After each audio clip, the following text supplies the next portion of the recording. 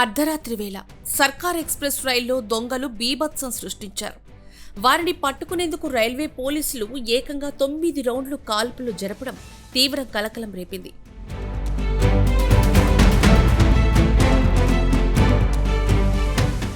తమిళనాడులోని చెంగల్పట్టు నుంచి కాకినాడ పోర్టుకు వెళ్తున్న సర్కార్ ఎక్స్ప్రెస్లో ఈ ఘటన జరిగింది.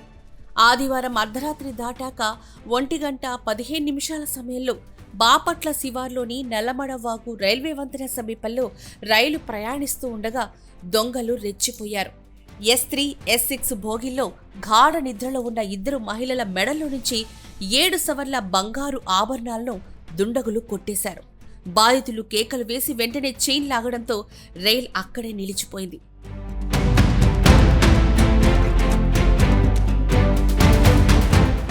అయితే దొంగలు రైలు దిగి చీకట్లోని పొలాల మీదుగా బాపట్ల గుంటూరు రోడ్డు వైపు పారిపోవడానికి ప్రయత్నించారు. ఆ సమయంలో ఎస్కార్ట్ విధుల్లో ఉన్న రైల్వే పోలీసులు దొంగల్ని వెంబడించి వారిని ఆపేందుకు ఏకంగా 9 రౌండ్లు కాల్పులు జరిపారు. కాల్పుల శబ్దంతో ప్రయాణికులు భయంతో వణికిపోయారు. సమాచారం అందిన వెంటనే జిల్లా ఎస్పీ ఉమామహేశ్వరరావు గ్రామీణ పోలీసులను అప్రమత్తం చేశారు. ప్రస్తుతం అప్పికట్ల, బత్తిపూడి పొలాల్లో 6 దొంగల ముఠా కోసం పోలీసులు గాలింపు చర్యలు చేపట్టారు.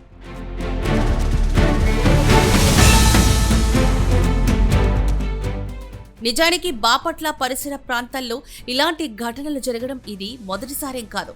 కేవలం 2 నెలల వ్యవధిలోనే, అది కూడా 20 కిలోమీటర్ల పరిధిలోనే ఇది 3వ చోరీ కావడం ప్రయాణికులను వణికిస్తోంది. గత ఏప్రిల్ 19న అప్పికట్ల సమీపంలో బెంగళూరు నర్సాపూర్ వీక్లీ ఎక్స్ప్రెస్లో నిద్రిస్తున్న మహిళల నుంచి 130 గ్రాముల బంగారాన్ని అపహరించారు. అలాగే 3 వారాల క్రితం నిడుబ్రోలు సమీపంలో సిగ్నల్స్ను ట్యాంపరింగ్ చేసి రైలు ఆపి దొంగతనానికి యత్నించారు. అప్పుడు కూడా పోలీసులు 6 రౌండ్లు కాల్పులు జరిపారు. ఈ వరుస ఘటనలతో రైల్లో ప్రయాణించాలంటే జనాలు భయపడే పరిస్థితి వచ్చింది.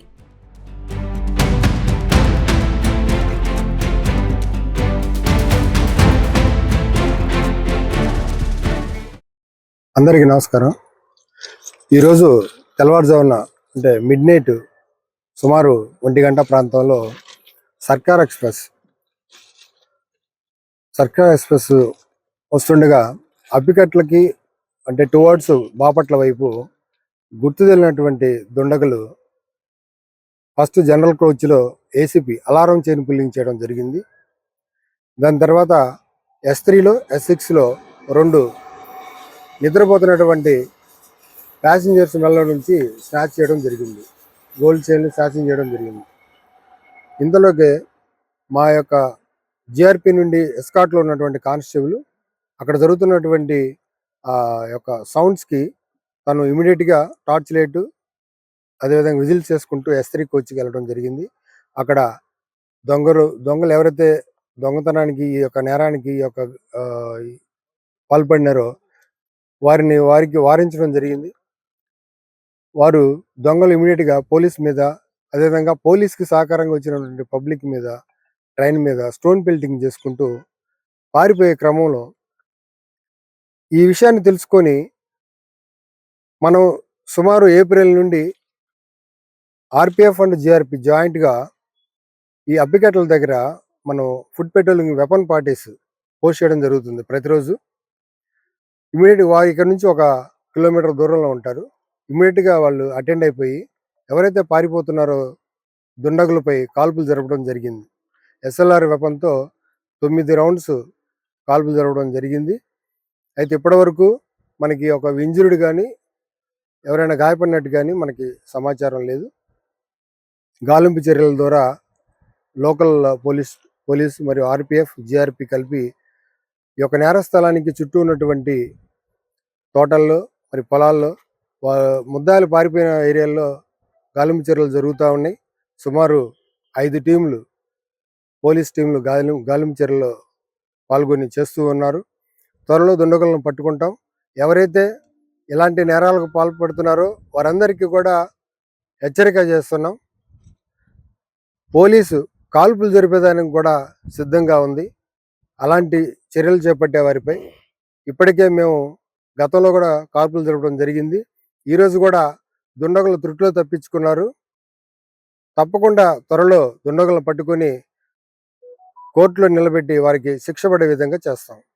Thank you. నిన్న సార్, వాళ్ళ అనుమానితులు దగ్గర 2 బ్యాగులు దొరికినాయని వాటిలో ఏమన్నా వాళ్ళు అనుమానించే విధంగా దొరికినాయి వాళ్ళ గుర్తింపు కార్డులు కానీ అటువంటివి ఏమైనా? ఈ గాలింపు చర్యల్లో భాగంగా నేరస్థలానికి దగ్గరలో 2 బ్యాగ్స్ దొరకడం జరిగింది. ఆ బ్యాగ్స్ దుండగులకు సంబంధించినవి అని పూర్తిగా మనకి చూస్తుంటే అర్థమవుతుంది. వాటికి సంబంధించి ఒక ఆధార్ కార్డు కానీ, ఒక అడ్రస్ సంబంధించిన ఎలాంటి ప్రూఫ్ లేదు కానీ, వాటికి సంబంధించి మనం భవిష్యత్తులో ఇన్వెస్టిగేషన్కి ఉపయోగపడే విధంగా ఉన్నాయి కాబట్టి ఇన్వెస్టిగేషన్ ఫర్దర్ డెవలప్మెంట్లో మాకు ఉపయోగపడతాయని అనుకుంటున్నాను. ఈ 5 నిందితుల్లో లేడీస్ కూడా ఎవరు ఉన్నారా లేకపోతే ఓన్లీ పురుషులే ఉన్నారా? దుండగుల్లో లేడీస్ ఏం లేరు, ఓన్లీ పురుషులు. 6 మంది సైట్ అయ్యారు. 6 మంది లేదంటే 8 మంది కూడా ఉండొచ్చు. సార్, ఇదే దగ్గరలో గతంలో కూడా ఒకటి జరుగున్నది. ఇప్పుడు ఇదే ప్లేస్ లో జరుగుతుంది కాబట్టి దీనికి ఏదైనా ప్రత్యేకంగా మీరు ఏమైనా చర్య తీసుకున్నారు? అవునండి, గతంలో ఏప్రిల్ 18, 19 నైట్ అప్పికట్లకి తర్వాత గుడిపూడి గేట్ మధ్యలో సేమ్ అఫెన్స్ జరగడం జరిగింది. అదేవిధంగా సేమ్ అఫెన్స్ ఈరోజు అప్పికట్లకి టువర్డ్స్ బాపట్ల వైపు జరిగింది. పోయినసారి Bengaluru to Narsapur special express, అదేవిధంగా ఇప్పుడు సర్కార్ ఎక్స్ప్రెస్. అయితే ఈ 2 నేరాలకు సంబంధించి మాకు ఇన్వెస్టిగేషన్లో కొన్ని సారూప్యత, మనకు అవసరమయ్యేటువంటి క్లూస్ ఉన్నాయి. వాటి మీద ఫర్దర్ ఇన్వెస్టిగేషన్ చేసి త్వరలో నిందితులను పట్టుకుంటాం.